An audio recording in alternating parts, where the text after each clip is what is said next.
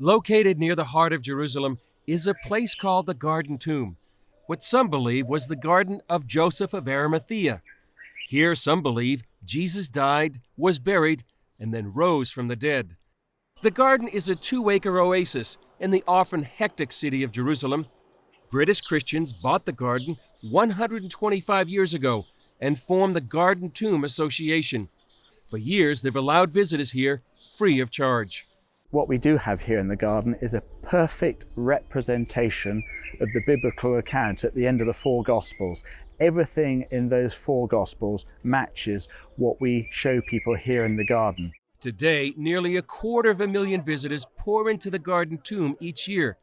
Guide Steve Bridge took CBN News on a tour visitors get when they come to the garden. What we plot out is the basic geography that we have in the Bible. Jesus was crucified outside of the city walls at a place called Golgotha.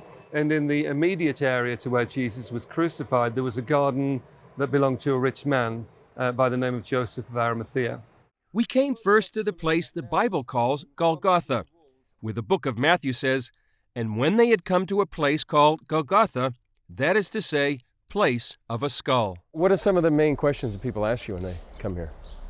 I mean, some of the main questions, certainly from Christian groups, would be around, can we be certain that this is the place where Jesus died and where he was raised to life?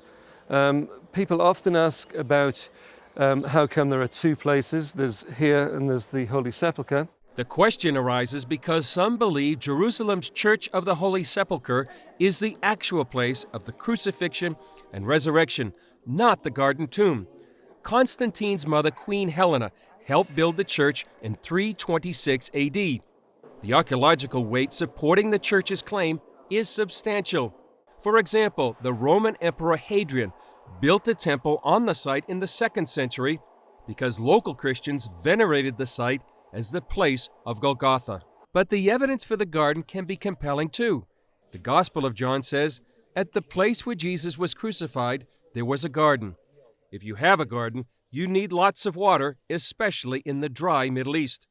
The Garden Tomb contains one of the oldest and largest cisterns in Jerusalem. It's 2,000 years old and holds about 200,000 gallons of water. So the tomb that we have here is typical of a 1st century Jewish rolling stone tomb. It's dated as being at least 2,000 years old, possibly older. In the garden, the Bible also says there was a tomb.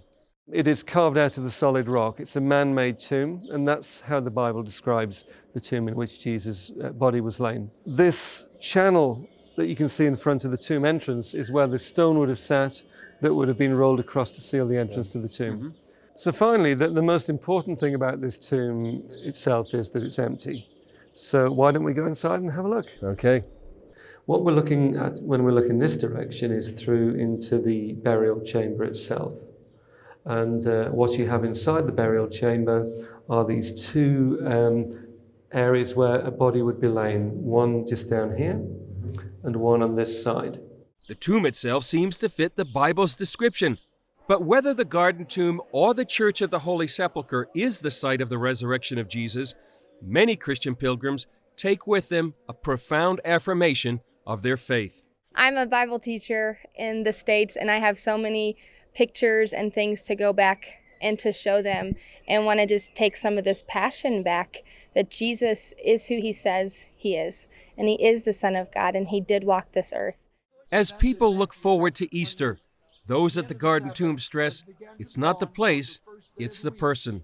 The Bible writers really weren't that interested in establishing where Jesus died. The Bible writers themselves were much more interested in Jesus Christ himself, who he is, why he died. And that's what we want people to take away, that the tomb is empty. And we as Christians of all the world faiths serve a living God who has overcome death, who has dealt with the sin in our life. And Jesus is the centrality of our Christian faith, is he not? And so here in the garden, that's what we want people to take away, is the living Lord Jesus. The Easter weekend is the weekend that changed the world, and the weekend when Jesus died and was buried and rose again for me and for you. Chris Mitchell, CBN News, Jerusalem.